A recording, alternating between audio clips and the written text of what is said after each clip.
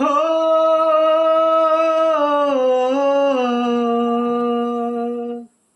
हो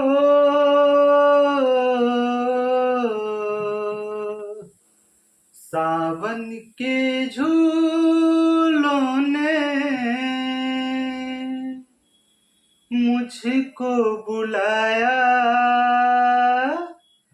सावन के झूलों ने मुझको बुलाया, सावन के झूलों ने मुझको बुलाया। मैं परदेसी घर वापस आया, मैं परदेसी घर वापस आया। फूलों ने कांटों ने मुझको बुलाया, फूलों ने कांटों ने मुझको बुलाया। मैं परदेसी घर वापस आया, सावन के झूलों ने मुझको बुलाया। मैं परदेसी घर वापस आया। नमस्कार दोस्तों, मैं अजय यादव आपके अपने YouTube चैनल अजय सुधा क्लासेस पे स्वागत करता हूं। और आज हम लोग कक्षा 8 के सीरीज का अगला पैटर्न चलेंगे। उसमें क्या है कि दिया हुआ है, सॉल्व करना है इसको। कक्षा 8 के गणित का जो सॉल्यूशन था उसको हम लोग कर चुके थे 1G तक, और हम लोग को आ गया है दक्षता अभ्यास एक और सॉल्व करना है। और उसमें सॉल्व करना है, पहला क्वेश्चन दे रहा है कि निम्नांकित को सरल करके परिमेय संख्या ज्ञात कीजिए। निम्नांकित को सरल करके परिमेय संख्या ज्ञात कीजिए। इस सवाल को लगाने से पहले आप लोग जितने भी हमारे चैनल पे नए आए हैं, चैनल को सब्सक्राइब कीजिए, वीडियो को लाइक कीजिए, शेयर कीजिए और कमेंट जरूर से कीजिए। चलिए हम लोग इसकी शुरुआत करते हैं। शुरुआत करने से पहले देखिए क्या करना होता है कि दे दिया है पहला क्वेश्चन, छोटे क्वेश्चन में दे दिया है कि -2/3 प्लस कोष्टक में -4/5 -6/7 इतना दे दिया। देखिए इतना देने के बाद हम लोग को करना क्या होता है जब सॉल्व करते हैं। चलिए सॉल्यूशन करते हैं, लिखते हैं हल। लिखेंगे -2/3 कोष्टक बंद प्लस -4/5 -6/7, यानी कि इतना हम लोग लिख चुके हैं। अब देखिए सॉल्व करना है तो पहले क्या करते हैं, सबसे पहले छोटे कोष्टक को हटाते हैं। क्या करेंगे, पहले कोष्टक से निकालेंगे। तो निकालिए, -2/3 प्लस और माइनस का गुणा करेंगे तो -4/5 -6/7, ठीक है, यानी कि 3 5 7 3 5 7 हो गया। एलसीएम आ गया तो इसका एलसीएम निकालते हैं। हाँ, एलसीएम निकालेंगे तो 3 5 15 15 7 105 15 7 105, यानी कि एलसीएम कितना आ गया, 3 5 15 15 7 105, इसका एलसीएम आ गया। तो 3 का भाग करेंगे, 3 का भाग करेंगे अगर 105 में तो जाएगा 35 बार। कितनी बार, 35 बार। 35 का 2 में गुणा करेंगे तो -70, -5 का भाग करेंगे तो 21 बार जाएगा। 21 में 4 का गुणा करेंगे तो 21 चौके 84, -7 का भाग करेंगे तो 15 15 छके 90। अब देखिए तीनों माइनस में दिया, तीनों माइनस में दिया है तो जब समान चिन्ह होंगे तो अंकों को क्या करते हैं, जोड़ दिया जाता है, और अलग अलग चिन्ह होंगे तो घटाया जाता है। तो देखिए सब समान चिन्ह है, यानी कि माइनस यहाँ भी, माइनस यहाँ भी, माइनस यहाँ भी, तो जोड़िए। 0 में 4 जोड़ेंगे 4, 4 में जोड़ेंगे तो 4 ही रह जाएगा। 9 8 17, 17 में 7 जोड़ेंगे तो हो जाएगा 24, यानी कि -244/105, -244/105, इसका हमारा आंसर आ गया। चलिए अगर कटने लायक है तो कटा सकते हैं। देखिए 5 5 1 6 4 4 8 8 2 10, यानी कि 3 से नहीं कटेगा, संख्या कटने वाली नहीं है, इसको हम लोग यही छोड़ देते हैं। यही हमारा क्या हो जाएगा, आंसर हो जाएगा। यानी कि प्रश्न नंबर पहले का हल का हमारा आंसर आ गया है -244/105। दूसरा क्वेश्चन है, यहाँ पे पहले बड़ा कोष्टक दिया है तो हल लिखेंगे, प्रश्न को पहले उतारेंगे, यानी कि 2/-3 प्लस 1/4 भाग का चिन्ह लगा है 2, इसके बटा में कुछ नहीं तो मान लेंगे 1। ठीक, इसको बाहर निकालते हैं तो निकलेगा -2/3 और प्लस 1/4, भाग का चिन्ह लगा देंगे 2/, ठीक है। 3 और 4 का एलसीएम निकालेंगे तो आएगा 12, 3 चौके 12 तो 4 गुना के -8 प्लस 4 तिहाई 12 तो 3 एकम 3 हो गया। चलिए भाग 2/1 कर लिया। -8 + 3, आज देखिए अलग अलग चिन्ह है, या माइनस है या प्लस है, तो जब अलग अलग चिन्ह होता है तो क्या करते हैं, घटाया जाता है। तो घटेगा किसमें, इसमें से घट जाएगा 3 तो बचेगा -5/12। भाग है तो कर देंगे गुणा, और इसको कर देंगे गुणात्मक प्रतिलोम। 1/2 हो गया। कटने लायक है कोई नहीं, ऊपर से नीचे कटा जाता है, नीचे से ऊपर नहीं कट रहा है, तो 5 × -5, 12 × 24। इस तरह से हमारे पहले प्रश्न के पहला और दूसरा क्वेश्चन सॉल्व कर चुके हैं। चलिए अब तीसरे को करते हैं। तीसरा क्या कह रहा है, तीसरे प्रश्न को सॉल्व करते हैं। प्रश्न नंबर पहले का तीसरा, जिसमें दिया हुआ है, तीसरा दिया हुआ है बड़ा कोष्टक। पहले बड़ा कोष्टक बना दिया, फिर कोष्टक के छोटा कोष्टक में -3/5 गुना 35/-12, भाग का चिन्ह लगा देंगे 1/14। इसको सॉल्व करना है, चलिए सॉल्व करते हैं। ठीक है, यहाँ पे हो जाएगा, यहाँ पे कर देंगे 12 निकाल देंगे तो -3/5 गुणा है गुणा, और यहाँ पे 35/-12। अब देखिए भाग है तो इसको रहने देंगे, भाग 1/14। ठीक है, चलिए 5 घटाएंगे, 5 × 7 = 35, माइनस से माइनस कट जाएगा, 3 × 4 = 12, यानी कि कोष्टक में बच गया 7/4 भाग 1/14। इतना बचा हुआ है। अब क्या करेंगे, इसको कोष्टक से बाहर निकाल देंगे तो 7/14, भाग को कर देंगे गुणा, तो 14/1। अब देखिए दोनों में से कौन कटने लायक है, 4 और 14 से कटेगा 2 से, 2 दूना के 4, 2 7 14। ऊपर बच गया 7 × 7, नीचे बच गया 2 × 1, 7 7 49, 2 1 2, यानी कि प्रश्न नंबर पहले के तीसरे का आंसर आ गया 49/2। चलिए नेक्स्ट क्वेश्चन करते हैं, चौथा क्वेश्चन करते हैं। पहले का चौथा, जिसमें दिया हुआ है बड़ा कोष्टक, फिर -5/9 -1/-3 गुणा 5/2, इतना कर देंगे। चलिए इसको कैसे सॉल्व करेंगे, तो पहले बड़ा कोष्टक उतार देंगे, छोटा कोष्टक में -5/9 और माइनस माइनस का गुणा करेंगे तो +1/3 गुणा 5/2। चलिए माइनस माइनस का गुणा तो प्लस कर लिए हैं। अब देखिए 9 और 3 का एलसीएम निकालेंगे, तो जब हमको कोई ऐसी संख्या मिल जाए कि बड़ी संख्या में छोटी संख्या का भाग पूर्ण रूप से चला जाता है, तो बड़ी संख्या उसका लघुत्तम हो जाती है। तो देखिए 9 में 3 का पूरा तरह से भाग चला जाएगा तो 9 मतलब उत्तम हो गया। तो 9 से 9 में भाग करेंगे तो एक बार जाएगा, 1 का -5 में गुणा करेंगे तो -5 प्लस 3 का भाग करेंगे 9 में 3 बार जाएगा, और 3 का 1 में गुणा कर देंगे तो 3 गुणा 5/2।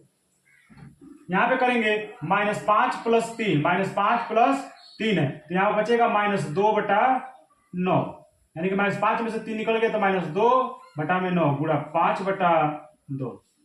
अब यहाँ पे -2/9 हो गया, 5/2 आ गया, तो 2 से 2 कटा दीजिए, कट गया, बचा -1/9 गुणा 5/1, ऊपर गुणा कर देंगे, -5 × 1 = 5, 9 × 1 = 9, यानी कि -5/9 इसका आंसर आ गया। चलिए अब हम लोग शुरुआत करते हैं प्रश्न नंबर दूसरे का। प्रश्न नंबर दूसरा, चलिए क्वेश्चन नंबर 2 दिया हुआ है। प्रश्न नंबर दूसरा देखिए क्या दिया हुआ है, इसको पहले हम लोग इरेज कर लेते हैं। क्वेश्चन नंबर 2 में दिया है, प्रश्न नंबर 2 कह रहा है -12/7 और 13/5, -12/7 और 13/5 के योगफल में उनके अंतर से गुणा कीजिए। ठीक है, प्रश्न कह रहा है कि -12/7 और 13/5 के योगफल, योगफल का मतलब होता है योग, यानी कि लिखेंगे -12/7 + 13/5, ऐसे लिख लेंगे। चलिए अब इसको सॉल्व करते हैं। 7 और 5 का एलसीएम निकालेंगे तो हो जाएगा 7 5 35। 7 का भाग करेंगे 35 में तो 5 बार जाएगा, और उस 5 का -12 में गुणा करेंगे तो 12 5 60, -60 प्लस 5 का भाग करेंगे 35 में तो 7 बार जाएगा, और 7 का 13 में गुणा करेंगे तो 13 7 91। अब देखिए यहाँ पे अलग अलग चिन्ह है तो घटेगा। अब देखिए घटेगा किस में से, तो जो बड़ा होता है तो बड़ा 91, 91 से -60 को घटाएंगे तो 1 में से 0 गया 1, 9 में से 6 गया 3 बटा में 35, यानी कि 31 बटा 35 योगफल आ गया। क्या आ गया? योगफल। अब इनका निकालना है अंतर, अंतर भी निकाल लेते हैं। -12 बटा 7 प्लस के जगह पे क्या कर देंगे माइनस, यानी कि अंतर घटाने को ही कहते हैं 13 बटा 5। ठीक है, सेम वही काम। 7 और 5 का एलसीएम निकालेंगे तो 35, 7 का भाग देंगे 35 में तो 5 बार जाएगा, 5 का गुणा करेंगे -12 में तो 12 5 -60, माइनस 5 का भाग करेंगे तो 7 बार जाएगा, 7 का 13 में गुणा करेंगे तो 13 7 91। अब ये करना है -91 और -60 दोनों एक जैसा चिन्ह है तो जुड़ जाएगा, तो 1 और 9 6 15 बटा में 35। अब करना है, कह रहा था कि उनका आप गुणा कीजिए। क्या करना है? गुणा करना है। तो 31 गुना -151 बटा में 35 गुना 35 गुणा करना है। चलिए गुणा करते हैं। 151 में 31 का गुणा करेंगे, 1 एकम 1, 1 पाँचे 5, 1 एकम 1, 3 एकम 3, 3 पाँचे 15 और 3 एकम 3, 3 1 4 जोड़ लेंगे 1 5 3 8, 5 1 6 4, यानी कि -4681 बटा में 35 का 35 में गुणा करना है तो उसको भी कर लेते हैं। 35 का देखिए 35 का गुणा करना है ना, तो यानी कि इसका स्क्वायर 5 5 25 हो जाएगा, स्क्वायर है ना, और 3 3 चौको 12, यानी कि 1225।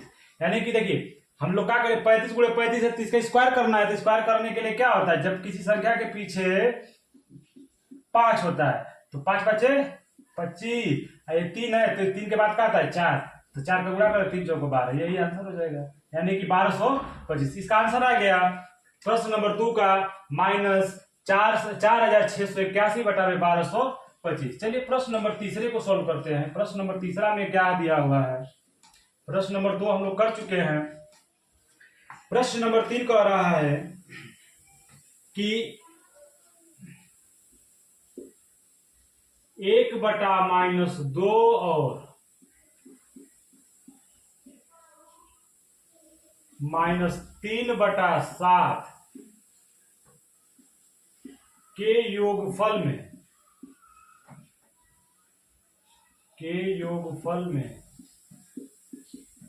उनके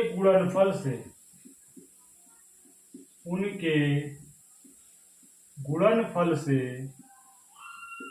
भाग दीजिए। चलिए करते हैं हल। पहले लिखेंगे हल।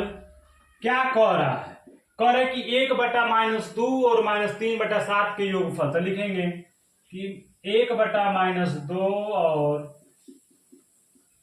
-3 बटा 7 का योगफल।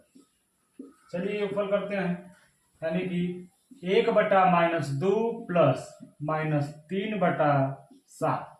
चलिए 1 बटा -2 कर लेंगे, प्लस और माइनस का गुणा करेंगे तो यहाँ पे हमें मिलेगा -3 बटा 7।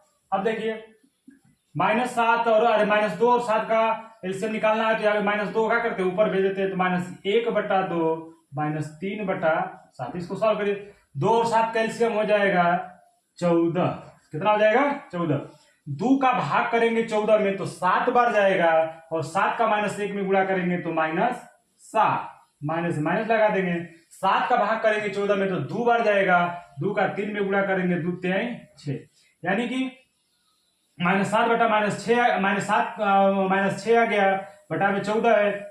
देखेंगे तो कि दोनों चिन्ह एक जैसा समान चिन्ह है, तो जब समान चिन्ह होते हैं उनको जोड़ दिया जाता है। -7 -6 -13 बटा में 14, यानी कि -1 बटा 2 और -3 बटा 7 का योगफल आ गया -13 बटा 14। अब इनका गुणनफल करना है, यानी कि 1 बटा -2 और -3/7 का गुणनफल। क्या करना है?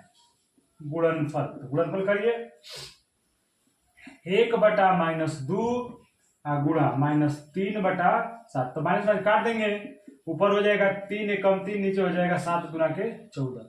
अब क्या कह रहा है कि योगफल -1/2 और -3/7 का योगफल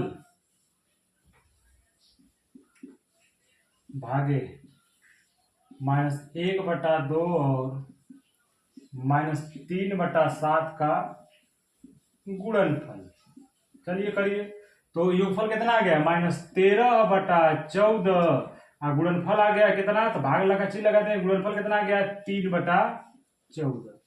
सॉल्व करेंगे तो -13/14 गुणा को भाग कर देंगे तो 14/3। 14 से 14 कट जाएगा, बचेगा -13/3। यानी कि हम लोग का प्रश्न नंबर तीसरे का आंसर आ जाएगा -13/3। चलिए अब हम लोग करेंगे क्वेश्चन नंबर, चलिए हम लोग प्रश्न नंबर 4 की शुरुआत करते हैं। प्रश्न नंबर 4 में कह रहा है, अपनी अभ्यास पुस्तिका में निम्नांकित कथनों के आगे सत्य या असत्य अंकित किए। यानी कि हमें लगेगा कि ये प्रश्न सही कह रहा है तो उसके आगे सही सत्य लगाएंगे, तो अगर लगेगा कि गलत है उसके आगे असत्य लगाएंगे। देखिए जैसे कह रहा है 1/a का गुणात्मक प्रतिलोम a है, 1/a का गुणात्मक प्रतिलोम a है यदि a नॉट इक्वल 0, यानी कि a 0 के बराबर नहीं है। इसका कहने का मतलब है कि अगर a की जगह पे हम जीरो को छोड़ के कोई अंक रखेंगे, कोई भी अंक रखेंगे, जैसे 1 हो गया, 2 हो गया, 3 हो गया, 4 हो गया, 5 हो गया, मतलब जीरो को छोड़ के कोई भी अंक रखेंगे तो उसका गुणात्मक प्रतिलोम a ही होगा। जैसे मान लीजिए कि हम रखेंगे 1/3, 1/3 में गुणात्मक प्रतिलोम क्या होगा? 3 होगा ना, यानी कि a की जगह पे। लेकिन अगर इसी को हम रख देंगे कि 1/0, 1/0, ठीक है, ऐसा कहेंगे कि गुणात्मक प्रतिलोम 0 होगा, तो 0 नहीं हो पाएगा। ठीक है, तो ये क्या हमारा सत्य है, लिख देंगे सत्य है। ठीक, पहला हमारा क्या हो गया? सत्य। ऋणात्मक परिमेय संख्या का योगात्मक प्रतिलोम धनात्मक परिमेय संख्या नहीं होता। देखिए, यानी कि ऋणात्मक कोई संख्या है उसका हम योगात्मक प्रतिलोम करते हैं तो धनात्मक हो जाती है, कोई धनात्मक संख्या है उसका ऋणात्मक योगात्मक प्रतिलोम करते हैं तो ऋणात्मक हो जाती है।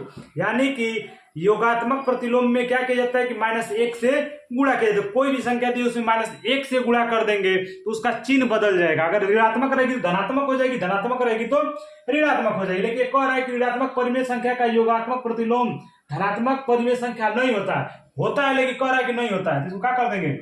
असत्य। क्या कर देंगे? असत्य।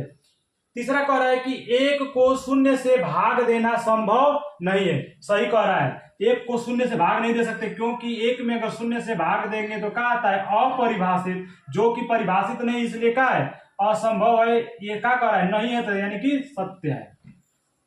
0 किसी परिमेय संख्या का गुणात्मक प्रतिलोम नहीं है, 0 किसी भी परिमेय संख्या गुणात्मक प्रतिलोम नहीं होता। यही बात क्या है? सत्य है। इस तरह से हम लोग अभ्यास दक्षता अभ्यास 1A भी समाप्त कर चुके हैं। और ऐसे ही आप लोग अपना वीडियो को प्यार बनाए रखिए और हमारे चैनल को सब्सक्राइब करते रहिए, लाइक करते रहिए, कमेंट करते रहिए और जहां भी रहिए मस्त व्यस्त रहिए, पढ़ाई में एकदम लगे रहिए, क्योंकि पढ़ाई से ही सब कुछ हो सकता है। बिना पढ़ाई के कुछ भी हम हासिल नहीं कर सकते हैं। चलिए हम लोग अब इसको वीडियो को बंद करते हैं। नमस्कार, जय हिंद, जय भारत।